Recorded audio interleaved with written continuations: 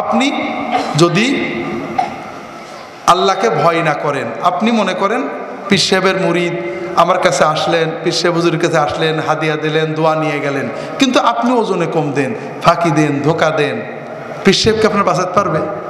আপনি কাকে ধোকা দিলেন? আল্লাহকে, তাই না? না পীর সাহেবকে? নিজেকে ধোকা দিয়েছেন। আপনি আত্মপ্রতারণা করেছেন, আত্মপ্রবঞ্চনা করেছেন। আমি মাঝে মাঝে বলি, এই যে ফুরফুরার কাজ কাম হচ্ছে, আমারও কিছু কাজ আছে। আমার মরহুম হুজুর আমার জন্য দোয়া করেছেন, আল্লাহ জান্নাত নসিব করেন। একদিন বলছেন যে বাবা, সবাই আমার মাথায় কাঁঠাল ভেঙে খেতে চাই, শুধু তুমি আমার ঘরে আলো জ্বালাতে চাও।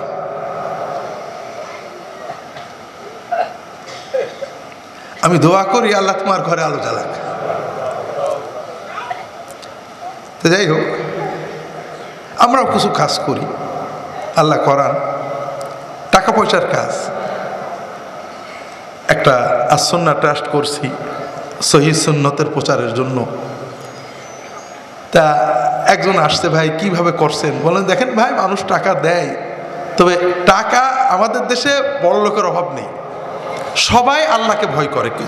এই যে 85% এবং 15% সবার ভিতরেই আল্লাহর একটা ভয় আছে।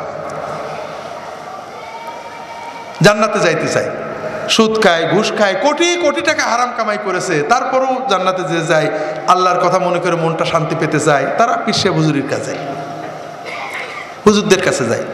হুজুর টাকা নেন, হাত বুলাই দেন, আচ্ছা বাবা ঠিক আছে, দোয়া করি, আল্লাহ ভরসা, আল্লাহর ইচ্ছা, কিছু দু একটা দোয়া করে দিয়ে, আল্লাহ তোমার বাপ দাদা সবাইকে জান্নাতুল ফেরদৌস নসিব করে দেন, দোয়া করে দেন। উনি টাকা দিয়ে চলে যান, ঠিক আছে বাবা আমি খেয়াল রাখবো। এরকম হুজুর আছেন না? নেই? আছেন। উনি টাকা দিয়ে চলে গেলেন। ওনার যতক্ষণ হুজুরের কাছে থাকলেন মনটা ভালো লাগে, আল্লাহর কথা মনে হয়, হুজুরের দোয়া, দিনের কিছু কথা, মনটা ভালো লাগে। আবার হুজুর দোয়া করে দিলেন, মনে একটা আস্থা আসলো না আমার জান্নাত কনফার্ম। হুজুর সুদের কথাও বলেননি, ঘুষের কথাও বলেননি, পর্দার কথাও বলেননি, নামাজের কথাও বলেননি। আর এক শ্রেণীর হুজুর আছে, আমাদের মতো বোকা হুজুর। আমাদের হুজুর, বর্তমান হুজুর একদিন থেকে ওয়াজ করছে যাকাত দেওয়ার কথা, পর্দা করার কথা। তাই বলছি যে এত ওয়াজ করলে কি মুরিদ ঠেকবে নাকি? হুজুরের কাছে, হুজুর আমার কোটিপতি, বাবা তাহাজ্জুদে উঠে আল্লাহর কাছে দোয়া করতে হবে, এই হারাম খাওয়া বন্ধ করতে হবে, খবরদার কর্মচারীদের হক নষ্ট করেন না, আল্লাহ গজব দেবে, আপনার ছেলে মেয়ের পর্দা করাবেন, আমি দোয়া করি। ও বলবে যে আমি তাহাজ্জুদ পড়বো, পর্দা করাবো, হারাম খাবো না, তাহলে তো আল্লাহ এমনি দেবে, তোমার হুজুরের দরকার কি? ওরা কিন্তু আমাদের টাকা দেবে না, দেবে নাকি? দেবে? দেবে না। আমাদেরকে টাকা দেবে কারা? যারা আমাদের থেকে কিছু চায় না, তারা মনে করে যে এই লোকটার কাছে টাকা দিলে টাকাটা আল্লাহর ভালো কাজে লাগবে, আমি আল্লাহর কাছে পাবো। ঠিক না? কথা বোঝেননি?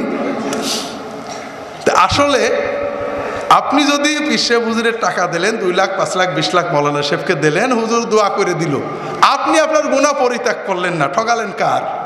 আল্লাহ ঠকালেন? পীর সাহেবের ঠকালেন? ঠকালেন কাকে? নিজেকে ঠকালেন ভাই। কিচ্ছু করার নেই ভাই। আল্লাহ রাসূল সাল্লাল্লাহু আলাইহি ওয়াসাল্লাম তার মেয়ে ফাতেমাকে ডেকে বলছেন, বুখারীর হাদিস, ইয়া ফাতেমা আনকিদি নাফসাকি মিনান নার ফাইন্নী লা উগনি আনকি মিনাল্লাহি শাইআ। ফাতেমা, তুমি নিজেকে জাহান্নাম থেকে বাঁচাবে আমল করে, আমি কিন্তু আল্লাহর ইচ্ছার বাইরে তোমার কিছুই করে দিতে পারবো না।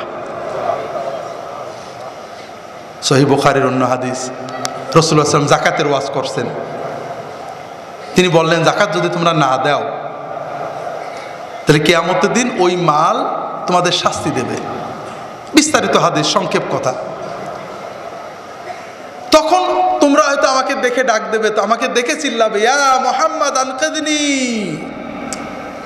ইয়া মুহাম্মদ আমাকে তরান।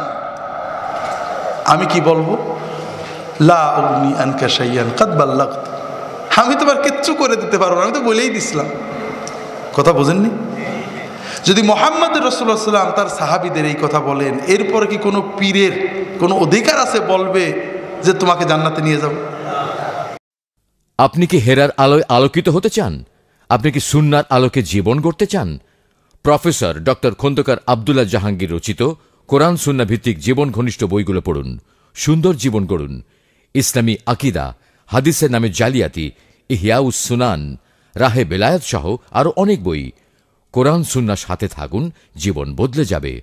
যোগাযোগ আর সুন্না ট্রাস্ট 01715400640।